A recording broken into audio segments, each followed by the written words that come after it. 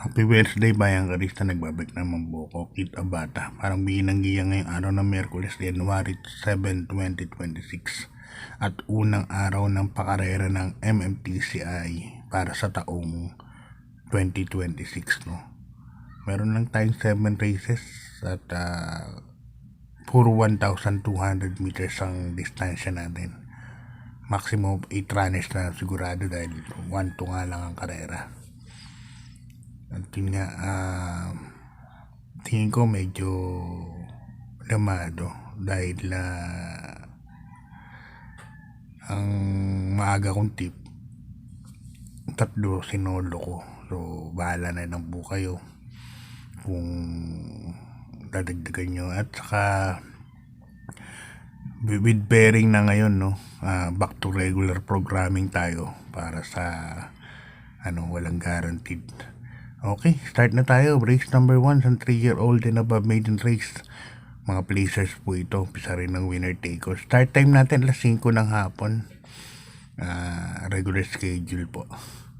At dito meron tayong 8 runners bayang karista para sa unang karera natin.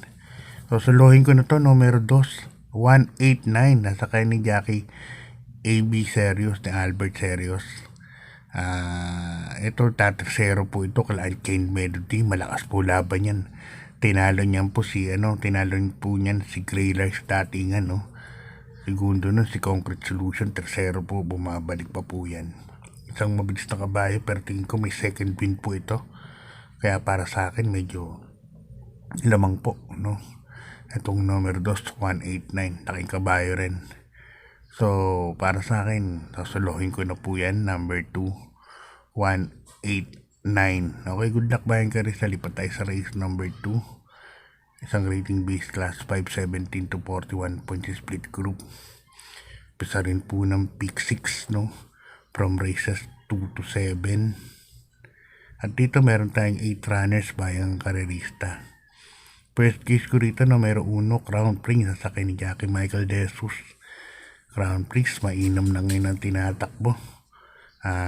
Nung last na nanado to, napaagaling. Dehado pa. Ngayon parang tingin ko medyo bumaba po ang laban ni Crown Prince. Kaya lang maikli po ang karera nito. Ngayon 1,200 meters. Sa 1,400 na nado to si Crown Prince. Pero tingin ko lawang pa rin po. Second choice ko, number 5, Figure It Out, sa ni Jackie J.L. Santiago. Ito naman gamay naman kayo Santiago to. Kahit di mauna kay Ivan to, tingin ko may malaki din po ang panalo niyan. Figure It Out.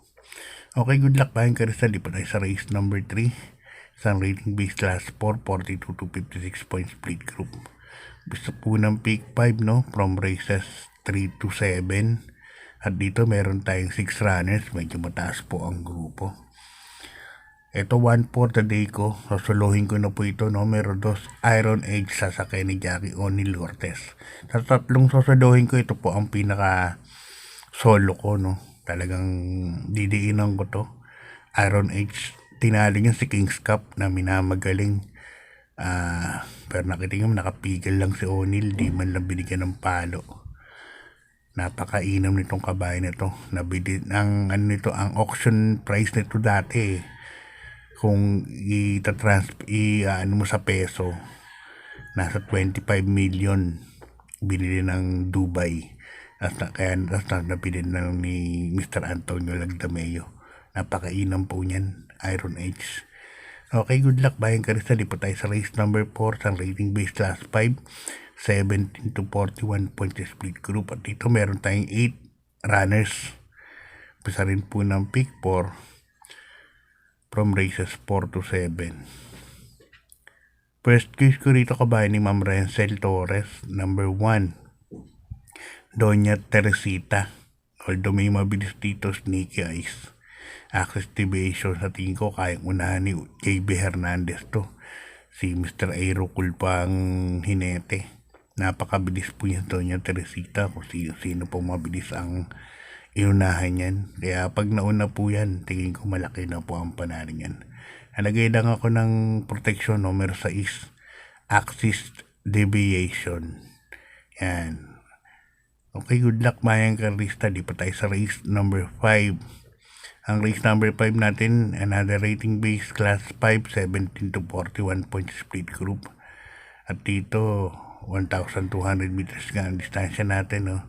Dito may 8 runners po tayo bayang karista. First case ko number 7, Who's That Girl? Yan, kabayo po ni Boss JC de los Reyes. Yan. Sa akin ni Jackie Lester of Jesus. Napahinga po ito no October last week tumakbo po ito, so mga 2.5 buwan po pahinga nito. Pero yung huling 2 takbo po niya na tersero po ito sa malakas na laban.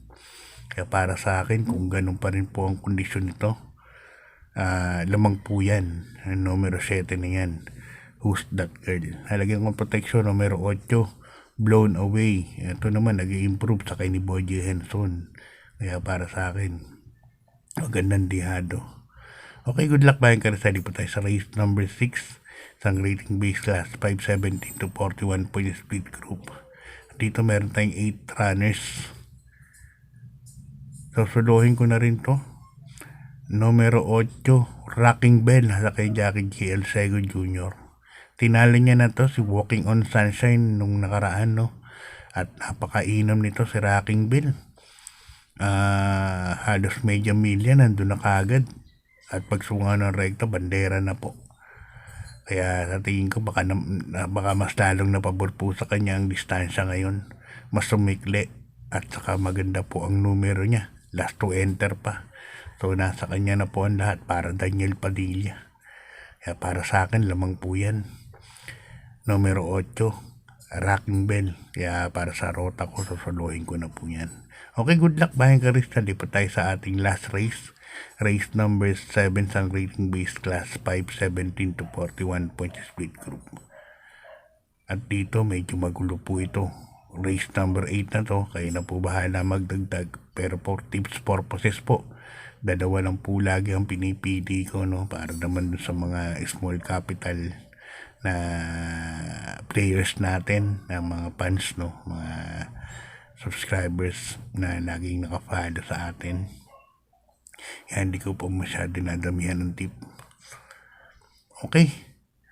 First case dito, number 7, Boss Uno. Sa kanin Jackie G.M.L. Sego. Boss Uno, medyo mabilis po ito. Pwede rin sunod. At sa tingin ko, medyo bumaba po ng laban. Kaya yan ang first case ko dyan. Tayo mabilis dito. Second case ko, number 3, Great Britain. Sasakyan naman ni Jackie Ian M. Bupete. Si Great Britain, hindi nawala na yung bilis niya. Pero napaparimati po yan si Great Britain. Kaya tingin ko, pwede rin po makasungkit yan. Bahala na kayo. Siguro datigdag ko rito, numero 4, Windstorm. Yan, kung magtatatlo ko. So, hanggang dito na lang bayang karista. God bless po sa inyo. At good luck sa pangangarera. Maraming salamat po sa pagsuporta.